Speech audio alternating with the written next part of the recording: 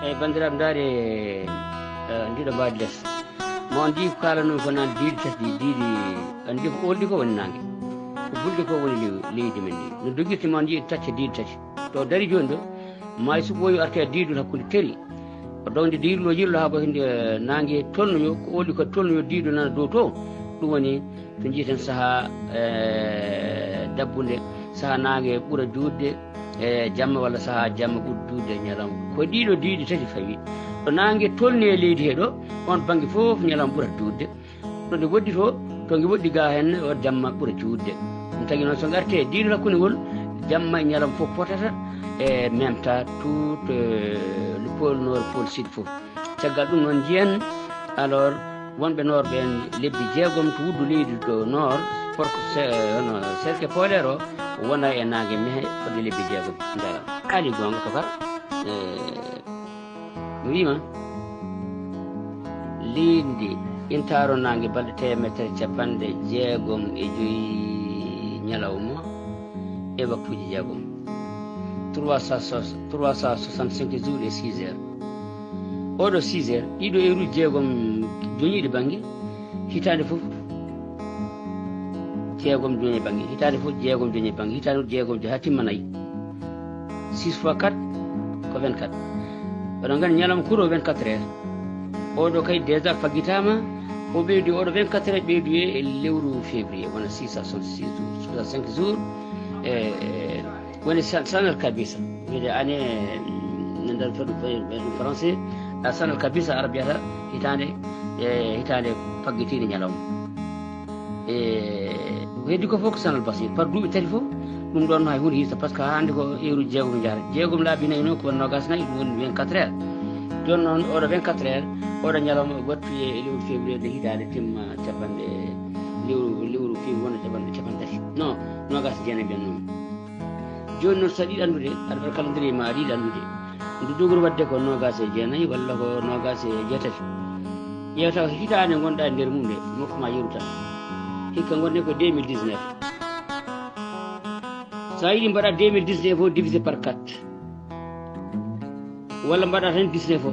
divisé par 4 ma yi keeɓa virgule a teelat kala teele calcul maɗa ko 28 waɗata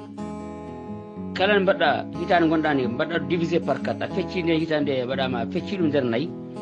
kala nde hunde heddi waɗi teeli waɗi virgule aji pamande hitande mois de février watta ko 28 kala nde keɓɗa feccere ma foti rip ala virgule ha orta ko nde hitande nde gonɗa nde ko nogas jeenayi waɗata ko kendiru jeen 2020 garoɗo hikka ko 2019 gonɗen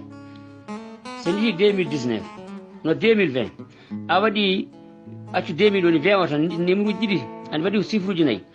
chiffre uji ɗiɗi keeɗi banggue noon ɗi peccaɗi e par 4 walla sa andi hen son paamani mbaɗa tan 2020 o divisé par 4 ma a yii hay batte heddo hay hunde telata feccere nde fota rip a dañata virgule jamais nde ko firti ko 2020 lewru février jogori waɗoyde toon ko nogas e jeenayyi kala hitande gonɗa e nder muɗum nde hitande ko nden peccata e nder mbatta nden hitande divisé par 4 sa waɗi nden hitande gonɗa e nder muɗum divisé par 4 kala nde keɓɗa virgule aji kala teelal ari donkuɗa e fodde feccere nde ko ronki fodde ko 28 mayre 28 kala nde ko hitande peccuɗa tawɗa tan hay hunde teelani nden ko nogas e jeenayyi duttiɗen caggal 2018 sa fecci ɗum par 4 a dañi virgule aji 2017 ko noon kono ƴeew 2016 ɓennuɗo sa ƴeewi mois de février waɗi ko 29 pourquoi par ce que sa waɗi a jagui 2016 divisé par 4 hay hunde telta voilà donc noon ƴewta to sa andi hoore ma ƴeew hitande gonɗa nder mum peccade e nayyi gueɗe mbaɗa divisé par 4 ƴeewoya sa ɓinni 2021 divisé par 4 a daña virgule aji force de firti ko 28 waɗata sa yi 2024 aɗa yiɗa andoyde mois de février ko jogori waɗde 2024 mbatta ko 2024 o divisé par 4 ma yi hay hunde heddata ko ɗon firti mois de février jogori wadde ko nogas jeenayyi nde kono faggitima ñalawma weydi ñalawma alors sa ƴeewi joni walla mbaɗen dani tan 2024 accu 2024 divisé par 4 sa fecci a dañata ko teeli 2020 telata 2024 telata firto 21 faɗata 2025 ma yi sa fecci 2025 par 4 a daña ko teela tan force teelata ko teeli kala ko teeli ko 28 ndeka noon hitande 29 ne ko feggitima ñalawma ɗum noon jogii mi jiitino yitino français dane hitande biyete ko sanal kabisa e sanal basida eyyi nden hitande 2000 no wiyete kadi kala ne mois de février waɗi 29 koko faggiti ñalawma goɗɗo ɓeydi hitande he on jarama salminama eyyi bandiraɓe siftiri hitande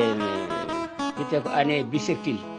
hitande mois de février waɗi 29 ko année bissectile ɓoyno ko année normal année régulière tan année bissectile ara wiyata a sanal kabisa معنى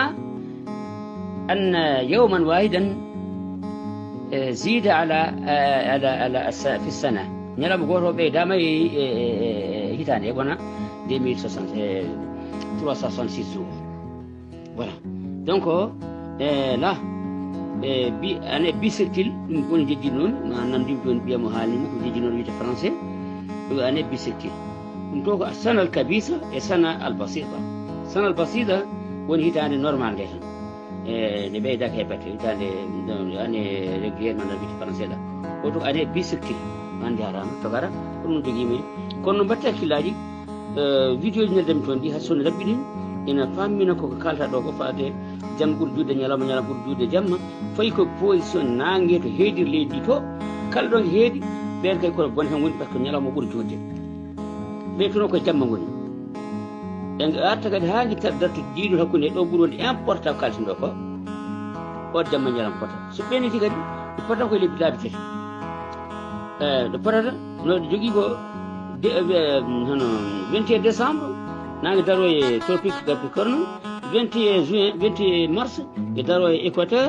21 juin nge daroyo kadi e tropique de cancer nga ruttito 21 juin 21 juillet août septembre 23 septembre nga darto équateur de nouveau lawol gongol kadi mi jadi voilà on jarama calminama